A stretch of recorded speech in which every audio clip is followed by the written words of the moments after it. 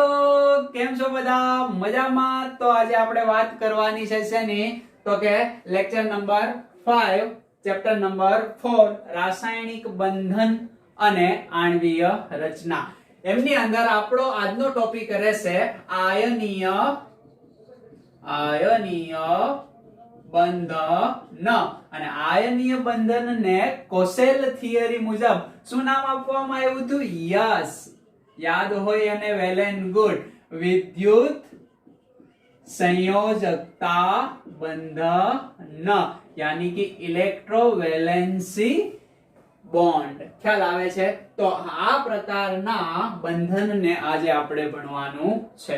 તો એકદમ સિમ્પલ છે કે તટસ્થ પરમાણુ છે એ ઇલેક્ટ્રોનનું સ્થાનાંતર કરી દેશે. કેવું સ્થાનાંતર કરશે? તો કે સંપૂર્ણ ઇલેક્ટ્રોનનું સ્થાનાંતર કરીને આયનનું ફોર્મેશન કરશે.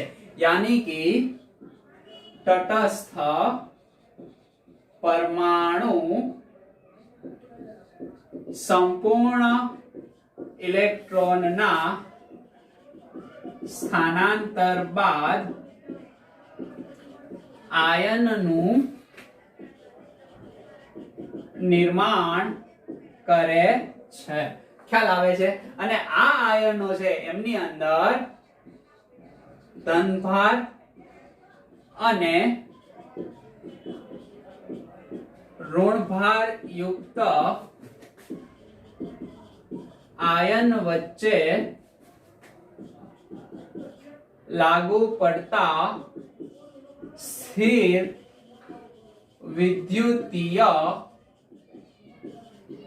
આકર્ષણ બળને શું કહેવામાં આવે છે ભાઈ? આયનીય બંધન. એકદમ સિમ્પલ થિયરી છે કે એક ધનભાર બનશે અને એક ઋણભાર બનશે. યાની કે એક ધનભારિત આયન બનશે, એક ઋણભારિત આયન બનશે. આ બંને વચ્ચે કયું?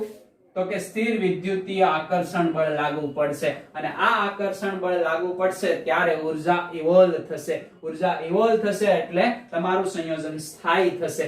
અને સ્થાયી થશે એટલે આ બોન્ડને આયનીય બંધન કહેવામાં આવે છે. દાખલા તરીકે અહીંયા હું પહેલું જ તમને એક્ઝામ્પલ આપું તો એ એક્ઝામ્પલ છે કોનું? તો કે NaCl નું. તો સોડિયમ છે, સોડિયમ શું કરશે ભાઈ? ઇલેક્ટ્રોન મુક્ત કરશે.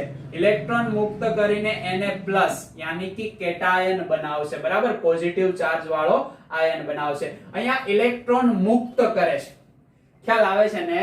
તો 1 મોલ સોડિયમ કઈ અવસ્થામાં હશે? ગેસ ફોર્મ ની અંદર. ઓકે, આ પણ કઈ અવસ્થામાં હશે? ગેસ ફોર્મ ની અંદર. 1 મોલ ઇલેક્ટ્રોન ઓકે સોડિયમ માંથી મુક્ત કરવા માટે વપરાતી ઉર્જાને કઈ ઉર્જા કહેવાય? તો કે અહીંયા આયનમાં રૂપાંતરણ થયું તો આને આયનીકરણ ઉર્જા કહેવાય છે.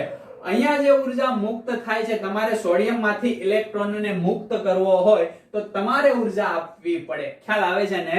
ઓકે, તો અહીંયા ઉર્જા કેવી હશે ભાઈ? તો કે આપણી ઉર્જા આયનીકરણ એન્થાલ્પી કેવી હશે? તો કે પોઝિટિવ હશે, યાની કે ધન હશે. ખાસ યાદ રાખવાનું છે, સમજ પડે છે? હવે આ ક્લોરીન છે, ગેસિયસ ફોર્મ ની અંદર આપણે એને લાવશું. ઓકે, એ શું કરશે ભાઈ? તો કે એના એનાયન ની અંદર રૂપાંતરિત થશે ત્યારે એ એક ઇલેક્ટ્રોન મેળવશે. ખ્યાલ આવે છે? યાની કે અહીંયા જે ઉર્જા વપરાય છે એને કહેવાય ઇલેક્ટ્રોન પ્રાપ્તિ એન્થાલ્પી. ઇલેક્ટ્રોન પ્રાપ્તિ એન્થાલ્પી અથવા તો ઉર્જા કહીએ. ઇલેક્ટ્રોન પ્રાપ્તિ ઉર્જા. ખ્યાલ આવે છે તમને? હવે આ જે ઉર્જા છે ઓકે ઇલેક્ટ્રોન પ્રાપ્તિ એન્થાલ્પી એની વેલ્યુ કેવી છે? માઈનસ. સમજ પડે છે કે અહીંયા ઇલેક્ટ્રોન એ મેળવે છે. સમજ પડે છે? અને આ બંને જોડાય છે એ દરમિયાન ઉર્જા મુક્ત થાય છે. અહીંયા ઉર્જા મુક્ત થાય છે એટલે આ પ્રક્રિયામાં ડેલ્ટા H કેવો આવે? માઈનસ. કેમ મુક્ત થાય છે? તો કે આમાંથી ઉર્જા કેવી થાય? ઓછી થાય છે. અહીંયા તમારે ઉર્જા આપવી પડે છે. જો ઉર્જા આપો તો એ પ્રક્રિયાને કઈ પ્રક્રિયા કહેવાય? તો કે ઉષ્મા શોષક પ્રક્રિયા. યાની કે અહીંયા પ્રક્રિયક છે એ ઉર્જા લે છે, ઉર્જાનું શોષણ કરે છે, તો ઉષ્મા શોષક પ્રક્રિયા. એના માટે એન્થાલ્પી કેવી આવશે ભાઈ? તો કે પ્લસ. તમે ઉર્જા આપો છો એટલે પ્લસ. ઓકે, અહીંયા ક્લોરીન એ આ એક ઇલેક્ટ્રોન મેળવે છે, ઇલેક્ટ્રોન પ્રાપ્ત કરે છે, તો ઇલેક્ટ્રોન પ્રાપ્તિ એન્થાલ્પી કેવી આવશે? માઈનસ. यानी कि અહીંયા થશે ઉષ્માક્ષેપક પ્રક્રિયા, કે ઉર્જા પ્રક્રિયા દરમિયાન મુક્ત થાય છે, ઉર્જા પ્રક્રિયા દરમિયાન દેવી પડે છે, આપવી પડે છે. તમે સમજો છો ને? ઓકે, તો અહીંયા પણ ગેસિયસ ફોર્મ ની અંદર હશે. હવે શું થશે ભાઈ? તો કે આ પ્રક્રિયા દરમિયાન તમારે જેટલી ઉર્જા આપવી પડે છે બુકના એક ડેટા પ્રમાણે, એ ઉર્જા છે કેટલી?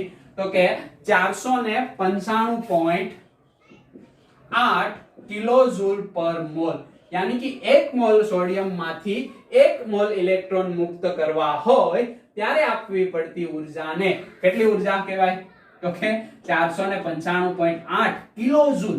ઓકે, કે એટલે ખબર છે ને 10 ની 3 કિલોજૂલ પર મોલ, यानी कि 1 મોલ માં એટલી ઉર્જા તમારે આપવી પડે. અને આ પ્રક્રિયા દરમિયાન એ આપણને ઉર્જા આપે છે. એટલે અહીંયા ઉર્જા કેટલી મુક્ત થાય છે? તો ઉર્જા મુક્ત થાય અને માઈનસ વડે, કારણ કે આમાંથી ગુમાવાય છે ને, એટલે માઈનસ કેટલી છે? તો કે 348.7 જેવી હશે, બરાબર? 7 કિલોજૂલ પર મોલ. તો અહીંયા ઉર્જા કેવી થાય છે ભાઈ? મુક્ત થાય છે. હવે આ બંનેનું આપણે ટોટલ કરીએ, ખ્યાલ આવે છે ને? તો ટોટલ દરમિયાન ઉર્જા કેવી થવી જોઈએ? મુક્ત થવી જોઈએ. આપણને માલુમ છે, તમે ભૂલી નથી ગયા ને? શું? તો કે ઉર્જા એ કોના વ્યસ્ત પ્રમાણમાં હોય છે? તો કે સ્થાયીતાના.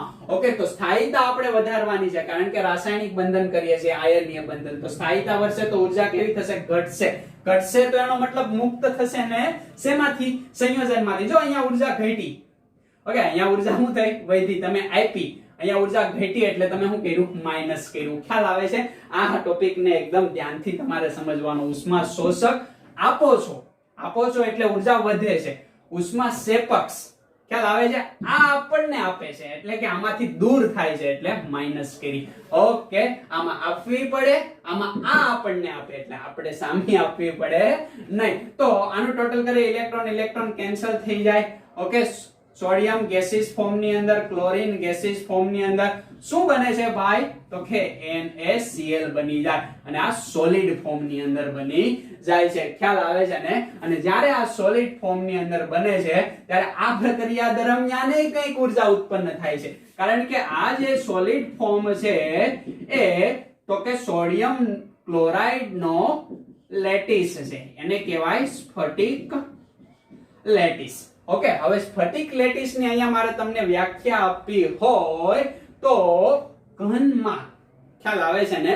ઘનમાં પોઝિટિવ ચાર્જ અને નેગેટિવ ચાર્જ ની, ઓકે, આયનની ગોઠવણીને શું કહેવાય? તો કે સ્ફટિક લેટિસ. તો અહીંયા આમની વ્યાખ્યા આપી દઉં. યસ, કે ઘનમાં ઋણભાર અને ધનભારિત આયનની ગોઠવણીને શું કહેવાય છે? તો કે સ્ફટિક લેટિસ કહેવાય છે. અને શું કહેવાય ભાઈ? તો કે સ્ફટિક લેટિસ. ઓકે, કે એક ઘન પદાર્થ બની ગયો. તો ઘન પદાર્થની અંદર ઋણભાર અને ધનભાર બંને આયનો ગોઠવાઈ જશે અને ત્યારે જે પદાર્થનું ફોર્મેશન થશે એ છે આપણો ક્રિસ્ટલ લેટિસ, યાની કે સ્ફટિક લેટિસ. કઈ રીતે અહીંયા ગોઠવણી થાય એને મારે તમને સમજાવવી હોય તો એકદમ સરળતાથી હું સમજાવી શકું. કેવી રીતના? દાખલા તરીકે આ મારી પાસે એક ક્યુબ છે, બરાબર? અહીંયા હું ક્યુબ દોરું છું. ક્યુબ એટલે ખબર પડે છે ને? સમઘન. રેડી? તમને સરસ મજાનો દેખાય છે. ઓકે, હવે આ નેગેટિવ ચાર્જ યાની કે કોણ? Cl- અને Na+. ઓકે, અહીંયા કોણ જોડાયેલા છે? Cl- અને Na+. આ બંને જોડાયેલા છે ત્યારે આમનું ફોર્મેશન થયું હશે. ઓકે, તો મારે કોને જોડવા છે? તો કે Na+ અને Cl-. અહીંયા હું તમને એવો પ્રશ્ન પૂછું કે આ બંનેમાંથી મોટું કોણ હશે? કોણ હશે? આમનું કદ મોટું હશે કે આમનું કદ મોટું હશે? ખ્યાલ આવે છે? કોણ મોટું હશે? તો કે હંમેશા તમારે યાદ રાખવાનું કે નેગેટિવ ચાર્જ વાળું કમ્પાઉન્ડ મોટું હોય, કારણ કે એક ઇલેક્ટ્રોન એક્સ્ટ્રા લઈ લીધો છે એટલે આ મોટો હશે, આ નાનું હશે. ઓકે, તો આ Cl- એ કોર્નર ઉપર હશે. ક્યાં હશે ભાઈ? તો તો કે કોર્નર ઉપર હું જે કઈ દોરું છું એ બધા જ હું છે ખાસ યાદ રાખવાના છે. શું છે ભાઈ બધા જ? તો કે Cl માઈનસ. સમજ પડે છે? ઓકે, એક સેન્ટરમાં દોરું છું. ક્યાં? તો કે આ બાજુ ઉપર, આ બાજુ ઉપર, આ બાજુ ઉપર, આ બાજુ પર, અહીંયા એક આગળ તરફ અને એક પાછળની બાજુ પર. તમે 3D ની અંદર આને વિચારજો, કારણ કે ઘનમાં ઋણભાર અને ધનભાર આયનની ગોઠવણી. ઓકે, અહીંયા ગોઠવણી કેવી? તો કે 3D માં, ત્રિપરિમાણીય ગોઠવણી. ઓકે, જેને હું કહેવાય તો કે સ્ફટિક લેટિસ કહેવામાં આવે. તો આ બધી જે કઈ ગોઠવણી કરી છે એમે કોની કરી છે ભાઈ ગોઠવણી? તો કે આ બધી જે ગોઠવણી કરેલી છે એ અહીંયા આવવાનો મતલબ શું થાય? તો કે આ જે લેટિસ બિંદુ છે, લેટિસ બિંદુ કહેવાય, બરાબર? એનો મતલબ થાય શું? તો કે આ પેનથી જ અહીંયા હું દોરું Cl માઈનસ. તો Cl માઈનસ મેં બધે જ ગોઠવી દીધા. હવે જે કઈ હું ગોઠવવા જઈ રહ્યો છું એ મારે ખાસ કરીને ગોઠવવું છે. એ શું ગોઠવીશ? તો કે મારે આ સ્ફટિકને પહેલા તો ભાગમાં વિભાજિત કરી દઉં. કેટલા ભાગની અંદર વિભાજિત કરી દઉં? તો કે 4 ભાગની અંદર. રેડી? ખાસ જોજો, ખાસ. Yes, ready. હવે શું કરીશું? તો કે આ 4 ભાગની અંદર આગળ અને પાછળ વિભાજિત કર્યા. હવે અહીંયા મારે એને જોડવા પડશે ને? યસ. આને મારે જોડવા પડશે? યસ. આને પણ મારે જોડવા પડશે? યસ. આને પણ મારે જોડવા પડશે? યસ. ખ્યાલ આવે છે તમને? આખા બે સ્ફટિક બની ગયા. ઓકે, અહીંયા અને અહીંયા. હવે બ્લુ પેન થી હું કોનું વર્ણન કરીશ? તો કે બ્લુ પેન થી હું ગોઠવીશ. કોને ગોઠવીશ? ખાસ ધ્યાન રાખવાનું છે. ઓકે, અહીંયા હું સોડિયમ પ્લસ, Na+ ને ગોઠવીશ. તો આ મારો એક Na+. આ તો બ્લેક પેન છે, પેન લઈ લઈએ. યસ. તો આ જે બ્લુ પેન થી તમને દેખાય છે એ શું છે? Na+. ખ્યાલ આવે છે તમને? આ જે બ્લુ પેન થી દેખાય છે શું છે? Na+. ઓકે, આ જે બ્લુ પેન થી દેખાય છે શું છે? Na+. અહીંયા જે બ્લુ પેન થી દેખાય Na+. અહીંયા બ્લુ પેન થી દેખાય Na+, Na+. એવી રીતના આની વચ્ચે હશે Na+. ઓકે, આમની વચ્ચે હશે Na+. ખ્યાલ આવે છે તમને કે ના ખ્યાલ આવે? ઓકે, એવી રીતના અહીંયા હશે તો અહીંયા હશે ને Na+. યાની કે આમની ગોઠવણી બે Cl ની વચ્ચે કોણ હશે? તો કે બે Cl ની વચ્ચે Na+ ગોઠવાયેલો હશે, બરાબર? અને એક એકદમ સેન્ટર ની અંદર હશે, કારણ કે સેન્ટર માં બે Cl હશે ને. સમજ પડે છે? હા, આ રીતે આપણને ગોઠવણી થતી જોવા મળે. એક પણ જગ્યાએ બાકી રહી છે તો કે અહીંયા 4, અહીંયા 4. ઓકે, અહીંયા 4 અને વચ્ચે એક 5. Okay, ready? ઓકે, અહીંયા આપણને જોવા મળે. ખ્યાલ આવી ગયો તમને? આ બ્લેક છે એ શું દર્શાવે છે ભાઈ? તો કે બ્લેક છે Cl માઈનસ દર્શાવે છે. દેખાય છે ને? આ રીતે આકૃતિ સરસ મજાની આપણને શું તો કે જોવા મળે છે. Okay, ready. યસ, એક બાકી રહી ગયો અહીંયા. ખ્યાલ આવે છે? આ પ્રકારની ગોઠવણી થાય. અહીંયા હું તમને 2D ની અંદર આ ગોઠવણી બતાવું તો એકદમ તમને સમજ પડી જશે. ઓકે, કે આ એક, આ બીજો એટમ, આ પહેલો, આ બીજો, આ રીતે ગોઠવણી છે. જોજો કે પોઝિટિવ ચાર્જ અને નેગેટિવ ચાર્જ. દાખલા તરીકે અહીંયા Cl માઈનસ હોય તો અહીંયા Na+. અહીંયા શું હશે? Cl minus. અહીંયા શું હશે? Na+. અહીંયા શું હશે? Cl minus. અહીંયા Cl માઈનસ છે તો અહીંયા Na+, Cl માઈનસ. અહીંયા શું હશે? Na+. અહીંયા Cl માઈનસ, અહીંયા Na+. આવી રીતના ગોઠવણી. ઓકે, એક Na માઈનસ, એક Cl માઈનસ, એક Cl માઈનસ, એક Na+. આ રીતે ગોઠવાયેલો છે અને કહેવાય લેટિસ કહેવાય. શું કહેવાય? લેટિસ.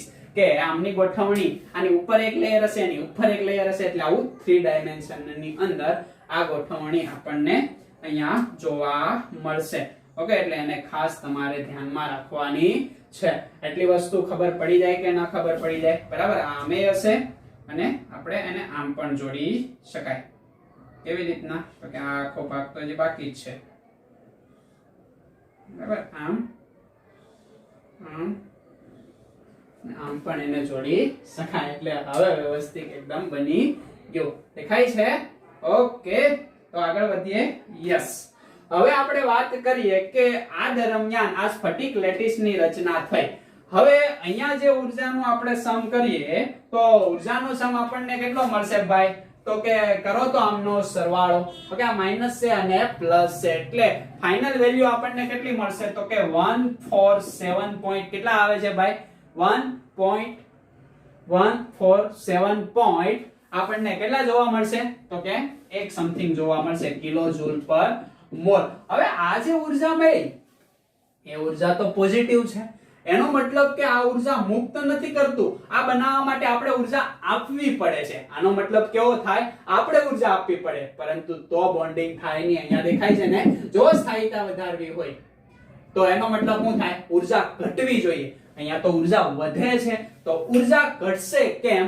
તો કે સરસ મજાની એક ઉર્જા કે આનું જ્યારે પણ ફોર્મેશન આ ગેસમાંથી જ્યારે સોલિડ બની ગયું ત્યારે અહીંયા સ્ફટિક લેટિસની રચના થઈ ત્યારે એક ઉર્જા જોવા મળે જે ઉર્જાને કહેવાય લેટિસ ઉર્જા અથવા તો લેટિસ એન્થાલ્પી. ખ્યાલ આવે છે? અને આ લેટિસ એન્થાલ્પી ની વેલ્યુ કેટલી હશે? તો કે 1 મોલ વાયુમય એનાયન અને કેટાયન ના જોડાણથી ઉત્પન્ન થતી ઉર્જાને લેટિસ એન્થાલ્પી કહેવામાં આવે છે. અને અહીંયા એમની વેલ્યુ કેટલી હશે? તો કે -788 કિલો જૂલ પર મોલ. ખ્યાલ આવે છે? તો આ વેલ્યુ એટલી આપણને જોવા મળશે. હવે આનો સરવાળો તમે કરો એટલે આપણી વેલ્યુ કેવી આવશે? તો કે માઈનસ આવશે. માઈનસ આવે એનો મતલબ શું? તો કે ઉર્જા મુક્ત થાય છે. જો અહીંયા ઉર્જા શું થાય છે? આપવી પડે છે. ઓકે, અને અહીંયા ઉર્જા મુક્ત થાય છે એવું કહી શકાય ને. આ પ્લસ તો તમે આપો છો, માઈનસ તો એ મુક્ત કરે છે. અને જ્યારે ઉર્જા મુક્ત થઈ જાય ત્યારે શું બની જાય? તો કે એમની વચ્ચે આયનીય બંધન આપણને થતું જોવા મળે. ઓકે, જનરલી યાદ રાખવાનું કે ઇલેક્ટ્રોન મુક્ત કોણ કરે? તો કે ધાતુ. ઇલેક્ટ્રોન મેળવે કોણ? તો કે અધાતુ. તો આયનીય બંધન જનરલી ક્યાં જોવા મળશે? ધાતુ અને અધાતુ. ધાતુ આપણી શું બનશે? કેટાયન બનશે. અધાતુ આપણો એનાયન બનશે. બંને જોડાશે ગેસ ફેસ ની અંદર, યાની કે વાયુમય અવસ્થાની અંદર, અને સોલિડ બનશે. આ સોલિડ બનવા માટેની જે ઉર્જા હોય એને લેટિસ એન્થાલ્પી અથવા તો લેટિસ ઉર્જા કહેવામાં આવે છે. ખ્યાલ આવે છે? અને અહીંયા લેટિસ ઉર્જા એટલી જોવા મળે. તો આમનો આપણે શું કરીએ? તો કે સરવાળો કરીએ તો ફાઇનલી જવાબ માઈનસ આવશે, યાની કે ઉર્જા મુક્ત થશે. ઉર્જા મુક્ત થશે એનો મતલબ ઉર્જામાં ઘટાડો થયો અને સ્થાયીતામાં વધારો થયો. જ્યારે જ્યારે સ્થાયીતામાં વધારો થાય ત્યારે બંધ બની ગયો હશે. અને અહીંયા જે બંધ બને છે એ કયો બંધ છે? આયનીય બંધ અથવા વિદ્યુત સંયોજકતા બંધન. એટલી વસ્તુ તમને ખ્યાલ આવી ગયો. હવે આ ધાતુ હોય, આ અધાતુ હોય, આમની અંદર એક અપવાદ છે. બરાબર? એ અપવાદને તમે યાદ રાખજો. અહીંયા જ હું લખી દઉં છું. શેમાં? તો કે આમની અંદર પેન ચેન્જ કરીને લખી દઉં. બરાબર? કે જનરલી ધાતુ કેવો હોય? તો કે પોઝિટિવ ચાર્જ ધરાવતો હોય. પણ અહીંયા એક અપવાદ છે કે અધાતુ. Okay, NH4+. ઓકે, આને શું કહેવાય? Ammonium. Ammonium ion. Okay, ammonium ion. હવે એમોનિયમ આયન ની અંદર આ બંને અધાતુ છે, છતાં પણ એ કેવો છે? તો કે પોઝિટિવ ચાર્જ ધરાવે છે. એટલે આ એક અપવાદને તમારે ખાસ ધ્યાનમાં રાખવાનો છે. આ બધા જ ફરીવાર અધાતુ સાથે જોડાય અને એમોનિયમના ક્ષાર બનાવે, એમોનિયમ ક્લોરાઇડ. ઓકે, આવું તમે ધોરણ 9 ની અંદર ભણી ગયા હશો. NH4+ જેને એમોનિયમ આયન કહેવાય, જે પોઝિટિવ છે. એમાં નાઇટ્રોજન અને હાઇડ્રોજન બંને અધાતુ છે, છતાં પણ એ કેવો છે? પોઝિટિવ. બાકી ધાતુ હોય એ કેવી હોય? પોઝિટિવ. અધાતુ કેવો ચાર્જ બનાવશે? નેગેટિવ. એટલે એને પણ તમે એક ખાસ ધ્યાનમાં રાખજો. હવે મારે તમને અહીંયા એટલી ઉર્જા મુક્ત થાય છે, હવે એને લેટિસ એન્થાલ્પી કહેવાય. ક્યારે મુક્ત થાય છે તો એ મારે તમને સમજાવવું હોય તો અહીંયા હું સમજાવી શકું કે Na+ અને Cl- કઈ અવસ્થાની અંદર? ગેસ ફોર્મ ની અંદર જોડાશે ત્યારે શું બનશે? તો કે NaCl બનશે. ખ્યાલ આવે છે ને? અહીંયા તો શું થઈ જાય? તો કે અહીંયા આપણે આખું સમીકરણ લખવું હોય તો આ પ્લસ અને આ માઇનસ થશે અને ત્યારે જોડાશે. હવે આ બંને જ્યારે જોડાય ત્યારે આ સોલિડ બનશે અને ત્યારે ઉર્જા ઇવોલ્વ થશે. એ ઉર્જા કેટલી હશે તો કે એટલી હશે. સમજ પડે છે તમને? તો આમની હું વ્યાખ્યા આપી હોય તો બ્લુ પેન થી હું અહીંયા વ્યાખ્યા લખી દઉં કે 1 મોલ વાયુમય એનાયન અને કેટાયન જોડાઈને શું બનાવે છે તો કે ઘન સ્ફટિક બનાવે છે. ત્યારે ઘન સ્ફટિક અથવા તો ઘન સ્ફટિક લેટિસ બનાવે છે ત્યારે ઉત્પન્ન થતી ઉર્જાને લેટિસ ઉર્જા અથવા તો લેટિસ એન્થાલ્પી કહેવાય છે. અને આ મૂલ્ય કેવું હશે ભાઈ તો કે ઋણ મૂલ્ય હશે. જેટલું વધારે ઋણ હશે એટલી પ્રક્રિયા ઝડપી થશે. આના કરતા હું ઊંધું પણ લખી શકું ને. શું તો કે 1 મોલ ઘન સ્ફટિક લેટિસને તેના એનાયન અને કેટાયનમાં રૂપાંતરણ કરવા માટે આપવી પડતી ઉર્જાને, યાની કે શું તો કે અહીંયા આવી રીતના થશે કે NaCl હોય એમાંથી મારે Na+ અને Cl- બનાવવું હોય તો આને ઉર્જા તોડવા માટે, કારણ કે અહીંયા રાસાયણિક બંધન છે, આને તોડવા માટે ઉર્જા શું કરવી પડશે તો કે ઉર્જા આપવી પડશે. તો આ ઉર્જા કેવી હોય તો કે ધન છે. તો કઈ ઉર્જા? અહીંયા પણ લેટિસ ઉર્જા છે, અહીંયા પણ લેટિસ ઉર્જા છે. એટલે બંને રીતે તમે વ્યાખ્યા આપી શકો. 1 મોલ વાયુમય એનાયન અને કેટાયન જોડાઈને ઘન સ્ફટિક લેટિસ બનાવે છે ત્યારે ઉત્પન્ન થતી ઉર્જાને શું કહેવાય? લેટિસ ઉર્જા. ખ્યાલ આવે છે? હવે 1 મોલ ઘન સ્ફટિક લેટિસને ઓકે તોડીને અથવા તો બ્રેક કરીને 1 મોલ વાયુમય એનાયન અને કેટાયન બનાવવામાં આવે છે ત્યારે આપવી પડતી ઉર્જાને શું કહેવાય તો કે લેટિસ ઉર્જા. એ ધન હશે અને આ ઋણ હશે. બરાબર? અહીંયા કેટલી ઉર્જા થઈ જશે તો કે +788 કિલોજૂલ પર મોલ. અહીંયા કેટલી ઉર્જા થઈ જશે તો કે -788 કિલોજૂલ પર મોલ. અન્ડરસ્ટેન્ડ થાય કે અન્ડરસ્ટેન્ડ ના થાય? ઓકે, એકદમ સારી રીતે અન્ડરસ્ટેન્ડ થઈ જાય છે ને? ઓકે, આ વસ્તુને ખાસ તમારે ધ્યાનમાં રાખવાની છે. અહીંયા હું તમને એક નાનો એવો પ્રશ્ન આપું, એમની અંદર તમારે મને જણાવવાનું છે કે એવા પ્રશ્ન ક્યાં પૂછાય તો કે નીટ અને JEE ની અંદર પૂછાય કે મારી પાસે છે NaCl, NaBr, NaI અને NaF. આ પ્રકારના મારી પાસે સંયોજન છે. બરાબર? આમની અંદર તમે મને જણાવી દો કે શું કે આયનીય કેરેક્ટર કોનું વધારે હશે, એટલે કે કેમાં પ્રબળ આયનીય બંધ હશે. યાની કે આયનીય બંધની પ્રબળતાનો ક્રમ જણાવો. શું તો કે આયોનિક બોન્ડની પ્રબળતાનો ક્રમ જણાવો. ઓકે, એને જણાવવા માટે તમારે અહીંયા આવવું પડશે કે જેટલું ધાત્વિક કેરેક્ટર વધારે હશે એટલો આયનીય બંધ સ્ટ્રોંગ થશે. ખ્યાલ આવે છે ને? અને આ બાજુ આપણે વાત કરીએ તો અહીંયા પણ અધાત્વિક કેરેક્ટર વધારે હશે એમ આયનીય બોન્ડ તમારો કેવો થતો જશે?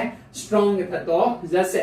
તો અહીંયા તમે જોવો તો કે ધાત્વિક કેરેક્ટર માટે તો બધા જ સોડિયમ કોમન છે. ઓકે, હવે અધાત્વિક કેરેક્ટરની આપણે વાત કરીએ તો એમની અંદર અહીંયા ફ્લોરિન છે, અહીંયા ક્લોરીન છે, અહીંયા બ્રોમિન છે અને અહીંયા આયોડિન છે. તો એનું વર્ણન આપણે કઈ રીતે કરશું વિચારો જો. રેડી? આવે છે જવાબ? તો એમાં આયનીય બંધની પ્રબળતાનો આપણે ક્રમ જણાવવો હોય તો કેમ જણાવશું ભાઈ? તો પોઝિટિવ ચાર્જને તો આપણે ધ્યાનમાં જ નહીં લઈએ, માત્ર કોને ધ્યાનમાં લેશું? નેગેટિવ ચાર્જ વાળાને. તો ફ્લોરિન, પછી ક્લોરીન, પછી બ્રોમિન અને પછી આયોડિન. આ રીતે છે. દેખાય છે? ઓકે, હવે સમૂહમાં આપણે નીચે તરફ જઈએ એમ કયો ગુણધર્મ વધે તો કે ધાતુ ગુણધર્મ વધે. ઓકે, કયો ગુણધર્મ ઘટે? ઓકે, ધાતુ ગુણધર્મ વધે.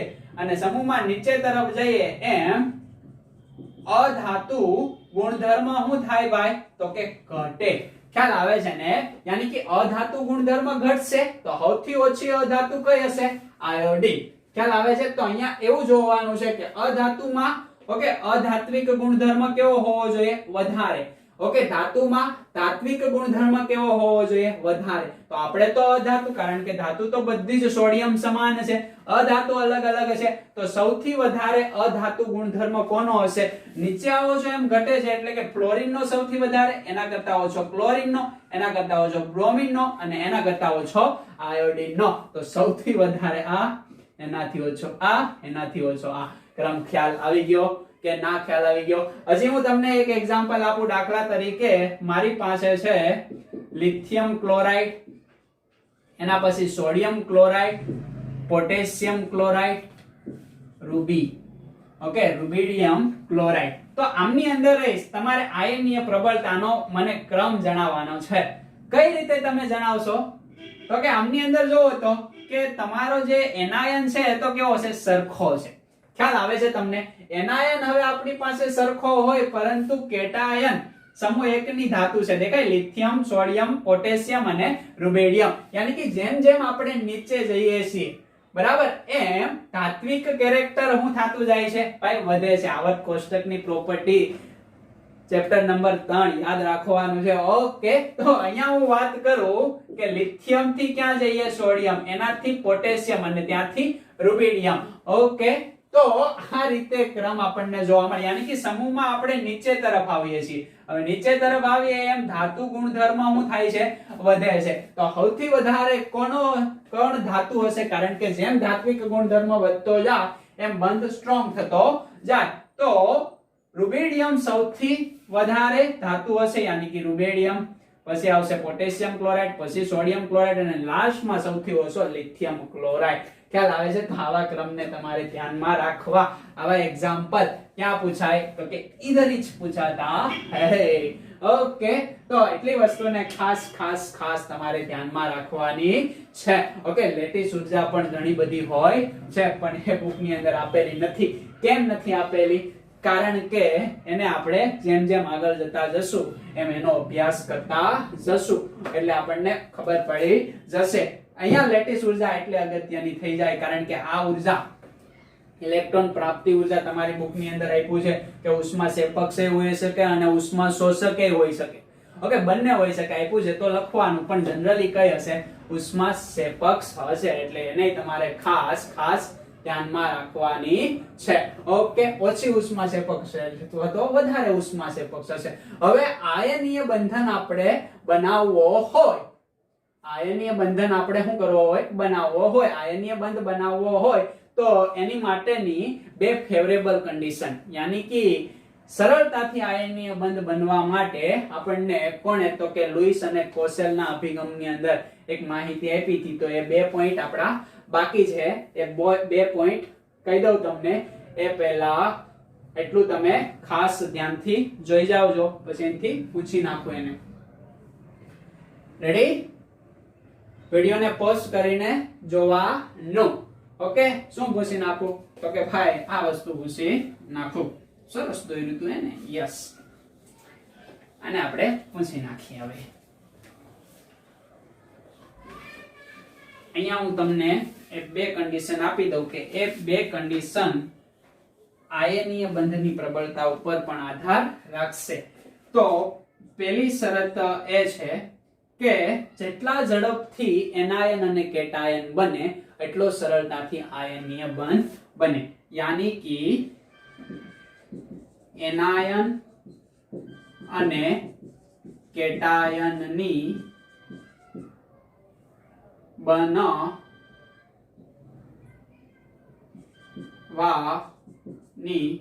ઝડપ વધુ તેમ આયનીય બંધ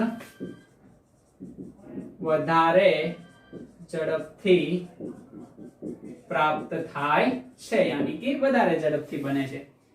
બીજી કન્ડિશન અહીંયા એ છે, એ લેટિસ વાળી છે. ખ્યાલ આવે છે ને? કે શું? તો કે જેટલા ઝડપથી કણમાં એનાયન અને કેટાયનની ગોઠવણી થઈને સ્ફટિક લેટિસ બને છે. તો આ ઘનની અંદર એનાયન અને કેટાયનની ગોઠવણીની ઝડપ અને બીજી વાત કરીએ એનાયન અને કેટાયન બનવાની ઝડપ, યાની કે એકદમ ઝડપથી એનાયન અને કેટાયન બની જાય તો ઝડપથી આયનીય બંધ પ્રાપ્ત થઈ જશે.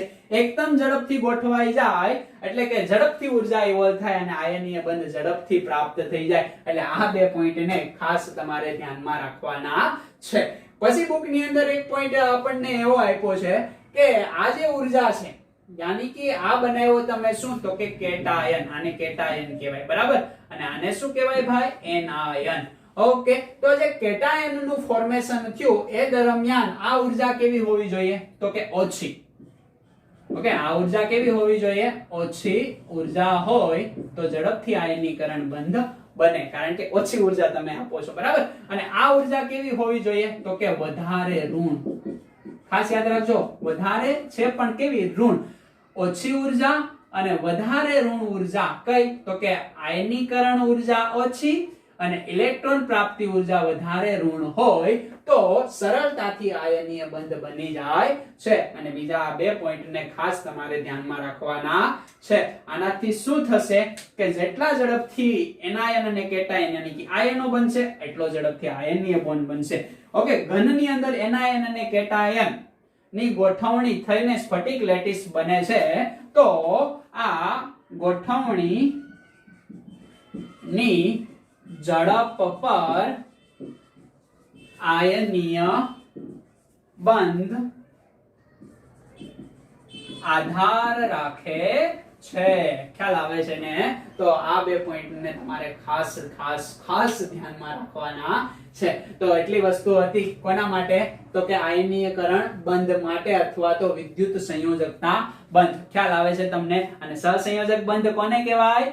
યસ, ઇલેક્ટ્રોનની ભાગીદારી દ્વારા જે બંધ બને એને સહસંયોજક બંધ કહેવાય. આયનીય બંધ કોને કહેવાય તો કે ધનભાર અને ઋણભાર યુક્ત આયનો વચ્ચે લાગુ પડતા સ્થિર વિદ્યુતીય આકર્ષણ બળને શું કહેવામાં આવે છે ભાઈ તો કે આયનીય બંધ કહેવામાં આવે. એટલે બે બંધ સરળતાથી આપણે ભણી ગયા, કયા? આયનીય બંધ અને સહસંયોજક બંધ. હવે કોઈ ઊંઘની અંદર પૂછે તો પણ આવડવું જોઈએ. આગળના લેક્ચરની અંદર આપણે લુઈસ ડોટ સ્ટ્રક્ચર યાની કે લુઈસ બિંદુ નિરૂપણ જોયું. એમાં ખાસ પ્રેક્ટિસ કરજો. થોડા વિડિયોની અંદર બ્રાઇટનેસ ની અંદર પ્રોબ્લેમ છે, પરંતુ હું આ બાજુ લખવા માટે ફરીશ ત્યારે વ્યવસ્થિત દેખાશે, બરાબર. તો એ દરમિયાન વિડિયોને પોઝ કરીને તમે સરળતાથી લખી શકો.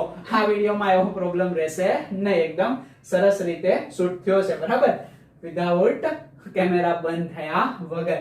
એટલે આ ખૂબ જ અગત્યનું છે. આ વસ્તુને ખાસ ધ્યાનમાં રાખવાની છે. ઓકે, એમસીક્યુ માટે અને આના થિયરી માટેના પ્રશ્નો પાછળ સ્વાધ્યાયના પ્રશ્નો પણ સોલ્વ કરતા જજો. ઓકે, અહીંયાથી ઘણી બધી ખબર પડી જશે તમને.